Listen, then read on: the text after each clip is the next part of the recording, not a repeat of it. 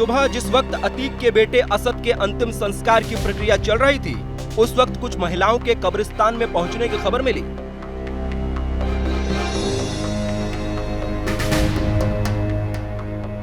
शक हुआ कि अतीक की पत्नी शाइस्ता तो कहीं नहीं पहुंची है।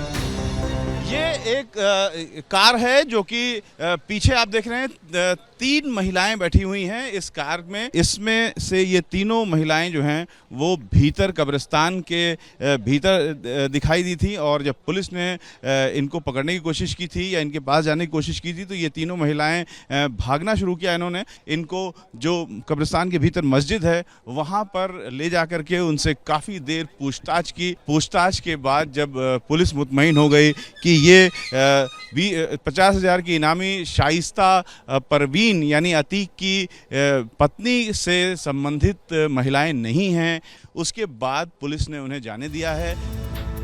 महिलाएं पास की मस्जिद में चली गई तो पुलिस ने मस्जिद को घेर लिया। कुछ महिला पुलिसकर्मी अंदर भी गई, लेकिन मालूम चला कि इसमें से कोई शाइस्ता नहीं है। अब जब शाइस्ता बेटे को आखिरी बार देखने भी नहीं पहुंची और ना ही उसने सरेंडर किया है, तो सवाल ये कि शाइस्ता एसटीएफ के हाथ आएगी या अतीक का गैंग चलाएगी। ये सवाल इसलिए क्योंकि इस वक्त अतीक के कुनबे में शाइस्ता ही है जो जेल से बाहर है और पुलिस की पकड़ से दूर है। अतीक को एक केस में सजा हो चुकी है और अब उसकी जिंदगी मानो जेल में ही कटने वाली है। अतीक का भाई अशरफ इन दिनों पुलिस कस्टडी में है। असद मारा जा चुका है। अतीक के 2 बड़े बेटे अलग अलग जेलों में हैं। अतीक के 2 सबसे छोटे बेटे बाल सुधार गृह में हैं। ऐसे में 100 से भी ज्यादा शूटरों के इस गैंग को कौन चलाएगा, ये अतीक के लिए बड़ा सवाल है। इसलिए ये कहा जा रहा है कि हो ना हो शाइस्ता ही अब अतीक के इस गैंग की सरगना बन जाए। असल में माफिया जब जेल की सलाखों के पीछे पहुंचा तब उसने अपनी सियासी विरासत बीवी के हवाले कर दिया। साल 2021 में अतीक ने पत्नी को राजनीति के अखाड़े में उतारा और ओवैसी की पार्टी में शामिल कराया। मैं उनकी party all India Majlise Ittehadul Muslimeen MIM को ज्वाइन करता हूं और मैं भी करती हूं। ये तस्वीरें उसी वक्त की हैं जब ओवैसी ने शाइस्ता को पार्टी की सदस्यता दिलाई थी।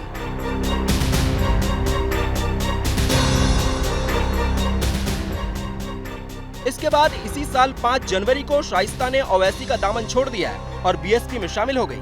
ये तस्वीरें प्रयागराज के उसी कार्यक्रम की हैं जिसमें शाइस्ता बीएसपी में शामिल हुई थी। अतीक की मंशा बाहुबल के दम पर पत्नी को प्रयागराज का मेयर बनाकर सियासत में उतारने की थी। बीएसपी का उम्मीदवार बनकर शाइस्ता प्रयागराज की गलियों में जनसंपर्क भी करने लगी थी।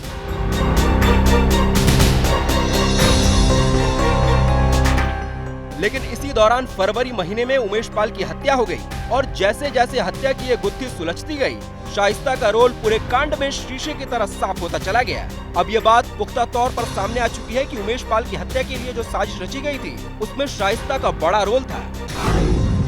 हत्याकांड की साजिश के बारे में शाइस्ता को पता था।